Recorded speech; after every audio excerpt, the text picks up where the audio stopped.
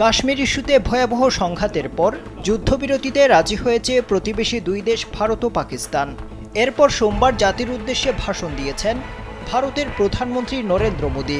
পাকিস্তানকে সতর্ক করে তিনি বলেছেন, যদি ভারতের ওপর আবারও কোনো সন্ত্রাসী হামলা হয় তাহলে সীমান্তের সন্ত্রাসীদের আস্তানায় আবারও হামলা চালাবে ভারত। এক্ষেত্রে পারমাণবিক হামলার ভয় দেখিয়ে লাভ হবে না। মোদীর এই মন্তব্যের পর মঙ্গলবার কড়া হুঁশিয়ারি দিয়েছে পাকিস্তান। দেশটির পররাষ্ট্র মন্ত্রণালয় মোদীর ভাষণের তীব্র সমালোচনা করে বলেছে, মোদীর বক্তব্য উস্কানিমূলক।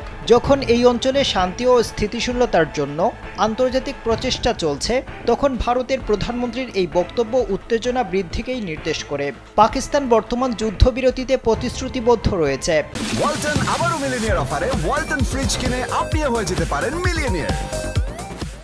উত্তেজনা নিরসন এবং আঞ্চলিক স্থিতিশীলতার দিকে প্রয়োজনীয় পদক্ষেপ নিচ্ছে, কিন্তু ভবিষ্যতে যে কোনো ধরনের আগ্রাসনের কঠোর জবাব দেওয়া হবে। এদিকে পাকিস্তানের উপপ্রধানমন্ত্রী ও পররাষ্ট্রমন্ত্রী ইসহাকদার ভারতকে খোঁচা দিয়ে বলেছেন, পাইলটদের সাহস না থাকলে রাফাল যুদ্ধ বিমান দিয়েও কিছু হবে না। ভারত আঞ্চলিক আধিপত্য দেখাতে চাইলেও শেষ পর্যন্ত পিছু হটতে বাধ্য হয়েছে।